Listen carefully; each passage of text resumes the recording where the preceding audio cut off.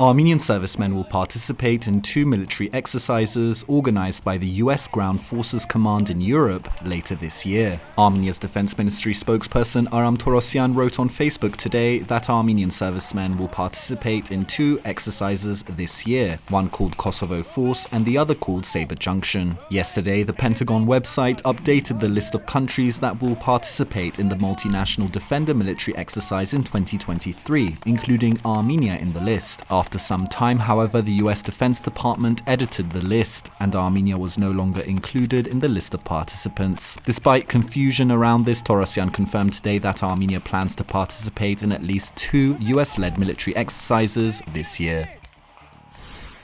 In other news, Armenian Prime Minister Nikol Pashinyan held a telephone conversation with Russian President Vladimir Putin today. According to a press release by the Prime Minister's office, Pashinyan and Putin discussed Azerbaijan's ongoing blockade of the Lachin corridor, as well as the implementation of trilateral statements reached by the leaders of Armenia, Azerbaijan and Russia since the end of the war in Karabakh in November 2020. According to the statement, thoughts were also exchanged regarding Armenian-Russian relations and other developments taking place, though no exact development was specified. The Kremlin's readout specified the call was held at Pashinyan's request.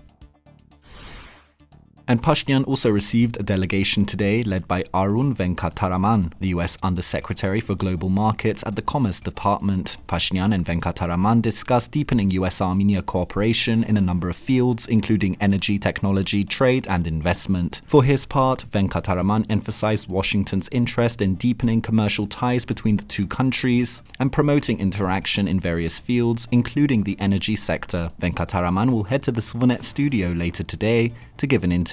You'll be able to check out the full interview on SiViLNet platforms in the coming days. And in the latest edition of Insights with Eric Agopian, Eric discusses recent reports in the Russian media, citing an unnamed source at the country's foreign ministry, warning of extremely negative consequences if Armenia joins the International Criminal Court. The ICC last month issued an arrest warrant for Russian President Vladimir Putin over his conduct in Ukraine. Eric also comments on talk of Putin's possible arrest if he visits Armenia and Azerbaijan's latest incursions beyond Armenia's borders.